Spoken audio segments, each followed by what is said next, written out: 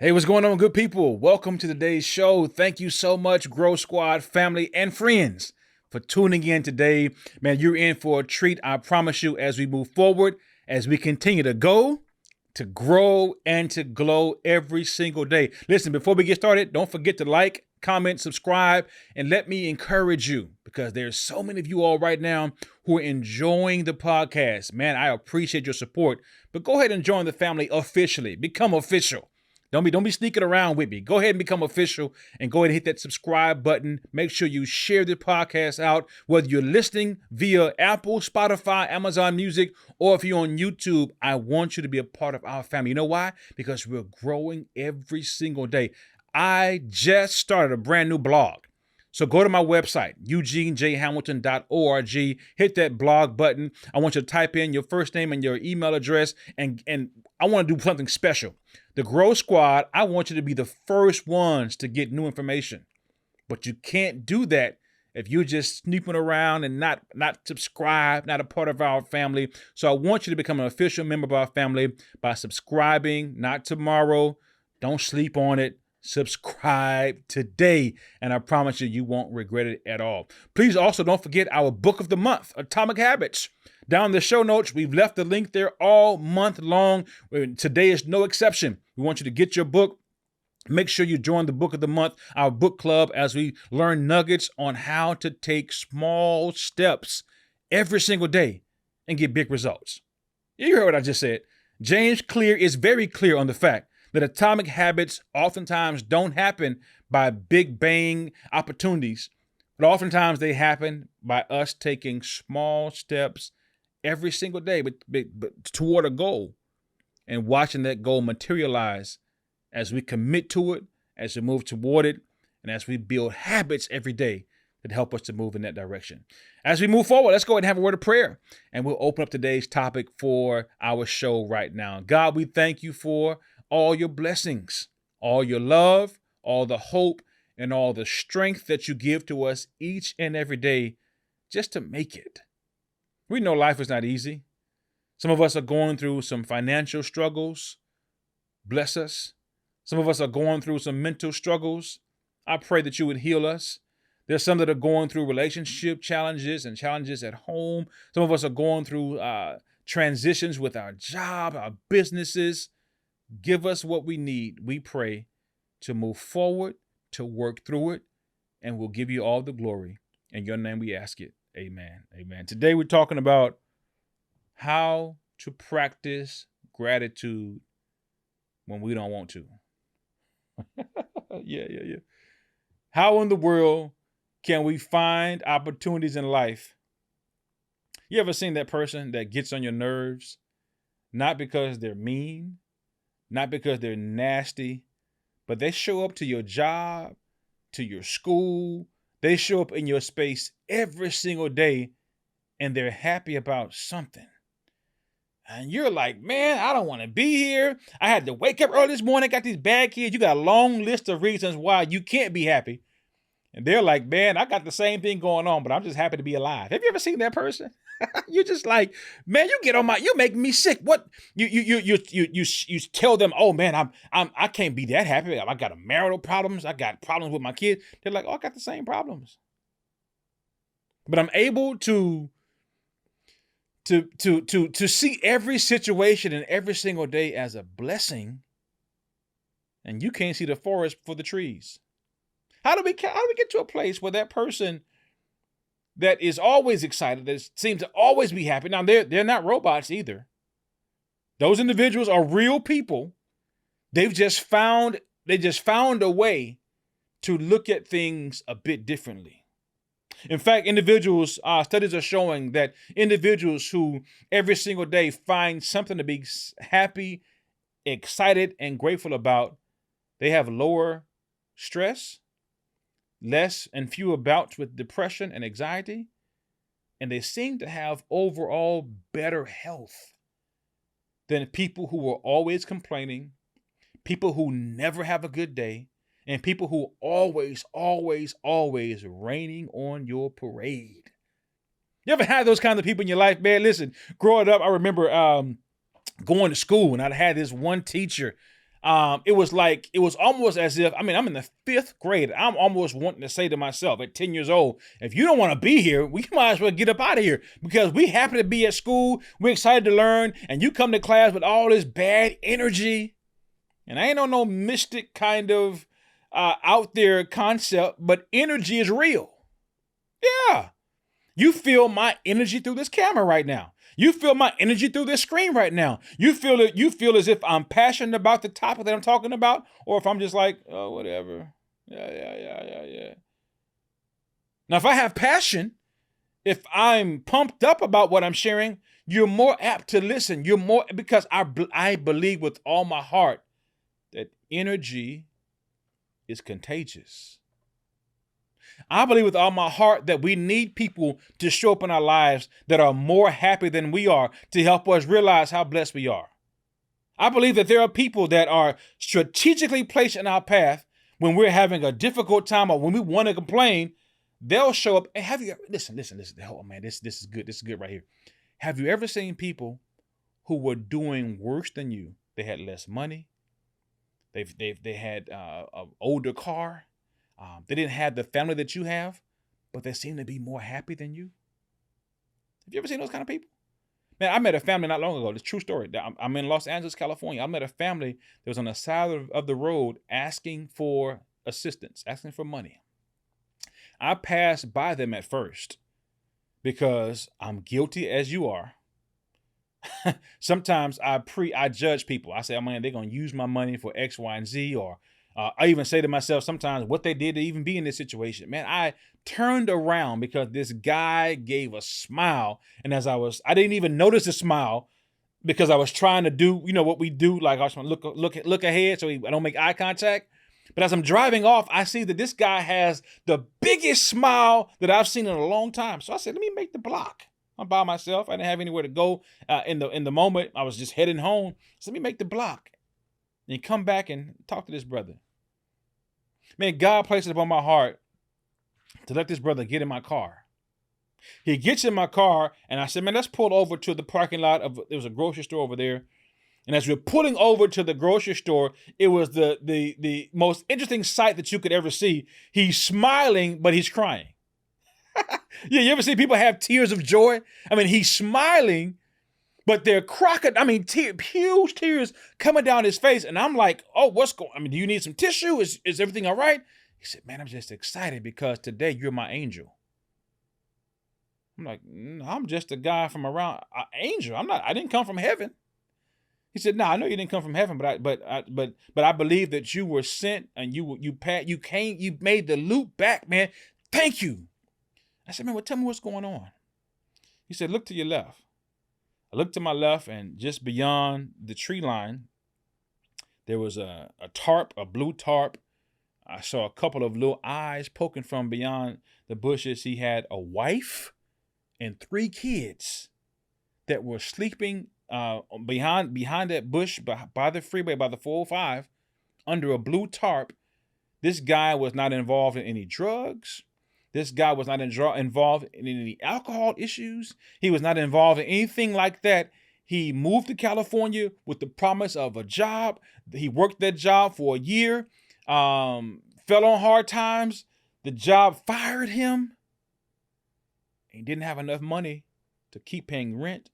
Didn't even have enough money to get back to where he was originally from. So he's on the side of the road, homeless. I was initially going to give him $5, but I was led to give him everything that was in my wallet, which was more than $5, more than $20. It was more than $100. This brother was crying because now he could go down to the motel or the hotel down the street that was charging him, I want to say $29 a night, and he had enough money to pay for a week. He could buy food and so forth. He just wanted a place for his people, his family to be able to sleep so he can go out and look for another job. But despite everything that was up against him, this dude had joy and had a demeanor that the world didn't give. As a song my grandma used to sing, and the world can't take it away. Have you ever met somebody in your life that was just excited about life? 2024 is a very interesting year. There are lots of things that we can complain about. There are lots of things that you and I could sit down and make a laundry list of things that are wrong. But I would encourage you, next to your laundry list of things that are wrong, why don't you make a laundry list of things that are right? I want you to learn how to make two lists every day. Don't just make a list of things that you feel did not go right in your life or did not go right in your in your circle for the day. Make a list of things that have gone right. In practice, number one, if you're going to get to a place where you can turn you can live a life of gratitude despite the tough times that we're in, I want to encourage you to learn how to journal, to write down, and to take notes about those things in your life that are good. You may not have $1 million, but are your kids healthy? If your kids aren't healthy, if they are having some challenges, are they alive?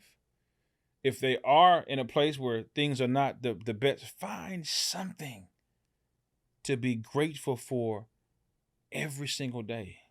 It's so funny to me when I approach the kitchen in the morning, and one of my duties on most days is to try and make breakfast. My wife does lunch for my son, so I try to make breakfast every morning.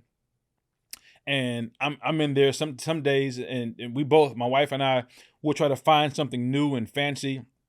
And we're thinking to ourselves, oh, he's tired of eating this or he's tired of eating that. And we'll put something new on the table. And he's like, where's the stuff I've been eating? I want that.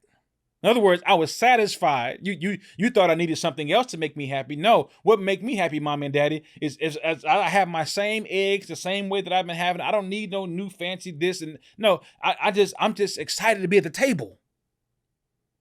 And I say to myself sometimes, man, wow.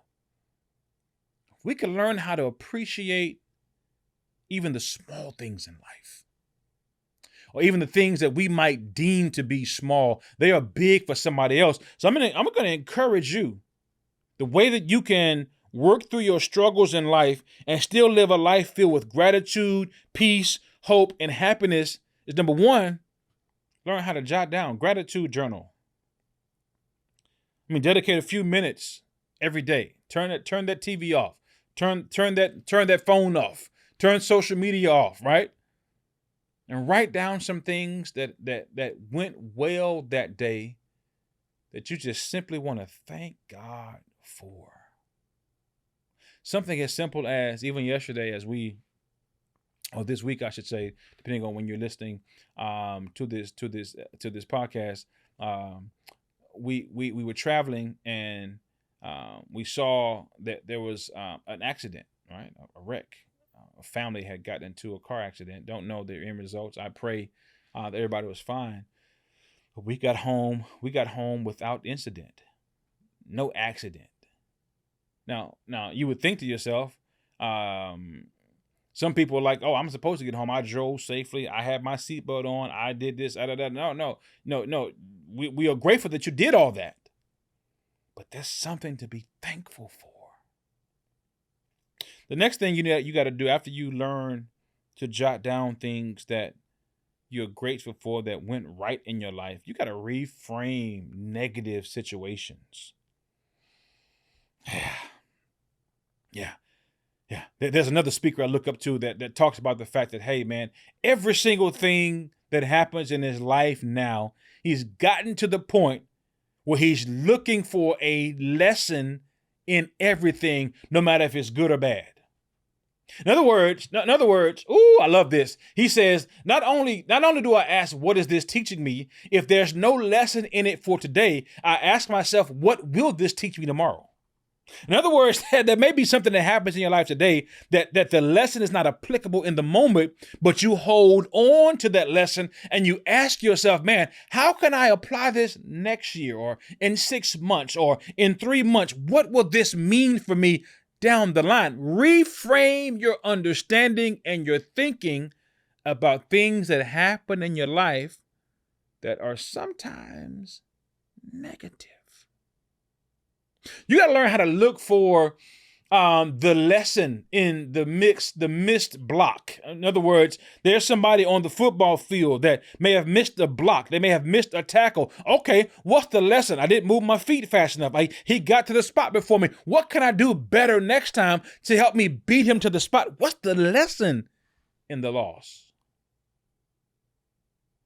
The third thing I would encourage you to do is to learn how to express gratitude to other people.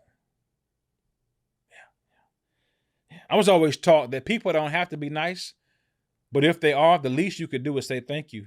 That's the least you could do, right? Right? People don't have to be nice. They don't have to be kind. They don't have to be respectful to you. But if they are, the least you could do is express gratitude. You see, because expressing gratitude can oftentimes strengthen your connection with them. Expressing gratitude, listen, let me come to your seat, not just to people that you don't know. When I say others, I didn't say strangers only. I didn't say people who live outside your house only. Sometimes, man, one of the lessons that we're trying our best to teach my son is to always learn how to thank people. Be grateful to your parents. Be grateful to those that that support you. Be grateful to the people that are close to you, because sometimes we treat other people great, and people that are blood related to us, we treat them like dirt sometimes. So learn how to express gratitude toward those that support you, those that love you, those that are in your corner, as well as those that you may have just met for the first time. Take the time, because let me say this, you never know what expressing gratitude might mean to somebody else in the moment. See, sometimes people aren't looking for money as a payment for some kind deed. In fact, most times when people are doing kind deeds in the world, oftentimes they're not looking for an Instagram post. They're not looking for any kind of recognition online. They're not looking for no monetary payout. Oftentimes a simple thank you lets them know that, oh, okay, what I did has made a difference. I'll miss it. Sometimes all we need, in fact, man, you ought to see when I get happy online, when somebody just leaves a simple comment that, hey, what you said, they ain't got to pay me no money. I'm not asking for no consultation. They said, man, what you said has blessed my life. Thank you for sharing your message today. Man, you that does more for me than a check. Because I can get a check all day long. That's fine. But very rarely do I see people go after the impact over the income. I'm on this microphone to make an impact. And if income comes from the impact, so let it be. But I'm on this microphone to make an impact and a difference. And sometimes when people just simply say, hey, Eugene, thank you, I know what that does for me. So I can imagine what it does for others. The last thing I want you to do, as you're trying to develop a life that's filled with gratitude. See, most times we're upset about stuff we can't control. Let's be honest. Most of the times in life, what drains our energy away from being grateful, away from expressing gratitude, is the things in life that we cannot control. I can't control the fact that I'm late, that this light is so long, there's a wreck in the road. I can't control that. But sometimes we allow that thing we can't control to zap us of our energy to be kind, to be nice, and to be grateful. And we find ourselves spreading that energy when we show up at work. And you mad about something you can't even control. You upset about something that you have no, and the stuff that you can control goes without you doing the proper things with it, because you're so upset about the stuff that you can't control. Focus on what you can control.